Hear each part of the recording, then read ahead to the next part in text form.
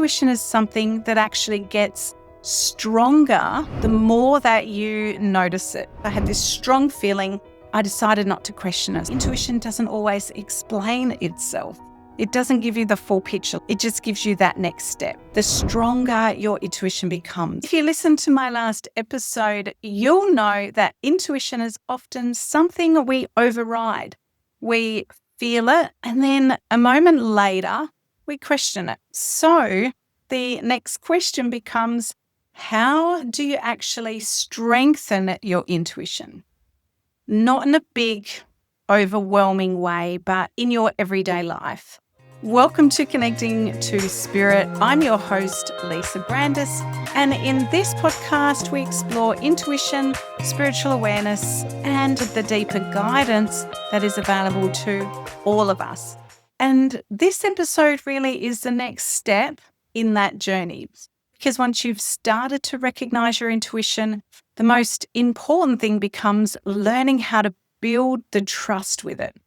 One of the biggest misconceptions about intuition is that it's something you either have or you don't have. And I know we've covered that in other episodes. But what I've seen over and over again, both in my own life and working with my students, is that intuition is something that actually gets stronger the more that you notice it. It's not something that is separate from you.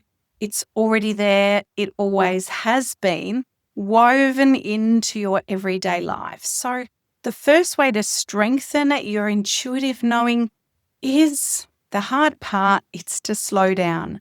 Slow down enough so that you can notice it, because intuition is subtle. It doesn't come in a loud booming voice. It's not dramatic. It's often that quiet feeling, a gentle knowing. Something that kind of passes through the mind quickly. And if your life is busy and fast and constantly moving, like most of ours is, you're going to miss it. So I was trying to think of an example, and I remember this one moment really clearly. I was just in the house. I had this strong feeling, came through like a really clear message to go outside. And I felt it so clearly, and it was so strong that I decided not to question it. So I got up. I walked outside, and I remember standing in my driveway, leaning on my car, thinking, okay, what's next? Like, what am I doing out here? And then I looked up and saw a beautiful sunset, and I kind of thought, maybe my guides wanted me to experience this. And then as I was just out there in the present moment, I noticed someone was walking towards me, and they were quite a bit of distance, walking their dog. And as they started to get closer, I noticed that it was someone that I knew and that I loved very dearly. I recognized her as she got closer. She came into focus, and I realized it was my old boss and a spiritual mentor. I know you've heard me talk about Raylene. And she was someone I hadn't seen in a very long time. We'd both moved into the same area. Neither of us knew where each other lived. And in that moment, we were just so genuinely happy to see each other. And it was the first time she'd walked around the park that was opposite my house. She was just acting on inspiration as well. We ended up spending the most glorious 2 hours together. I invited her into my home, showed her around. We chatted with the family. And then by the time we'd finished connecting, it was dark outside. So I offered to drop her home, popped her and the dog in the car, and then I got to see her house. She showed me around it. And when we worked together, she had very clear boundaries, so I'd never been into her home before. But now that I was no longer working with her, that relationship had shifted.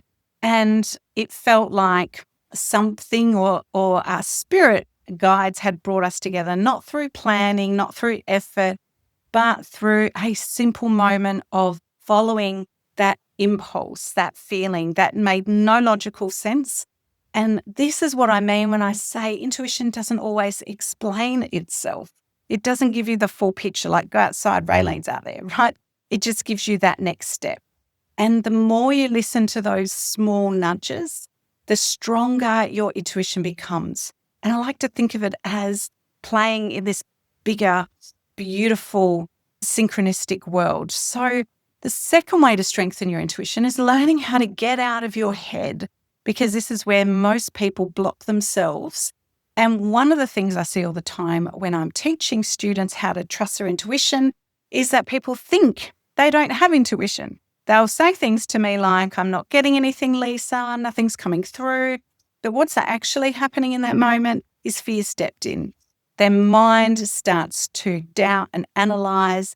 They also compare themselves to what the other students in the class might be receiving.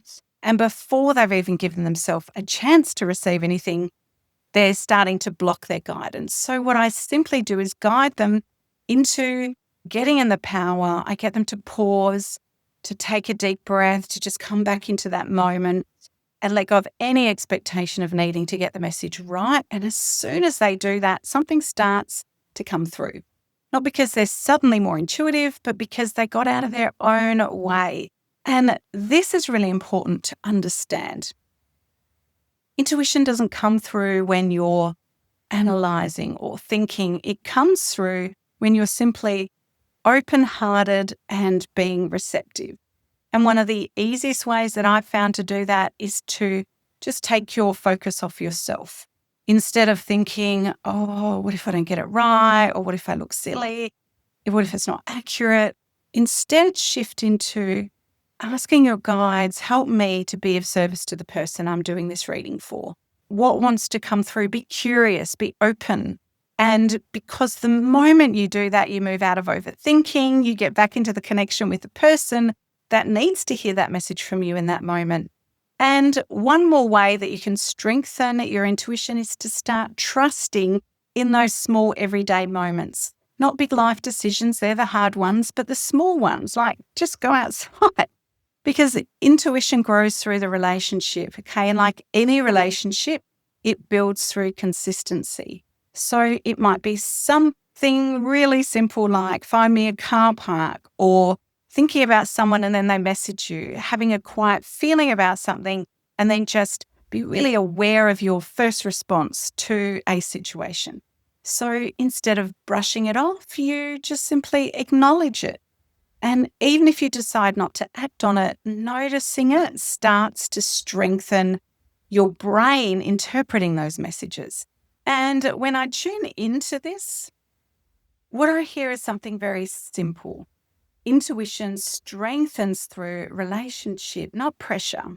Okay. It's not something you can force. It's something you begin to trust over time. So if you take one thing from this episode, let it be this.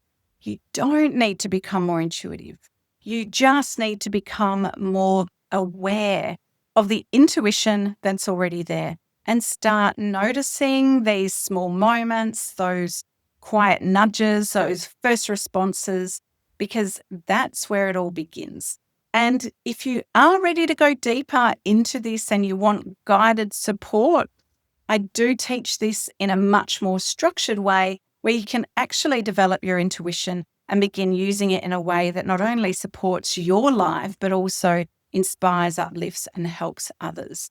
You can find all the details in the show notes. So I hope you have enjoyed this podcast episode. It's been so great for me to reminisce over those past moments, and quite challenging when you've been doing this for 20 years to come up with an example and a story that kind of highlights the basic instructions of how you too can develop your intuition and how you can get clear guidance. It's going to empower you and make life just that much more incredible. So if you've loved this episode, please share it with a friend. Let me know, send me a message, catch me in the DMs. Would love to connect with you. And for now, have a great week and I will see you next week. Bye for now.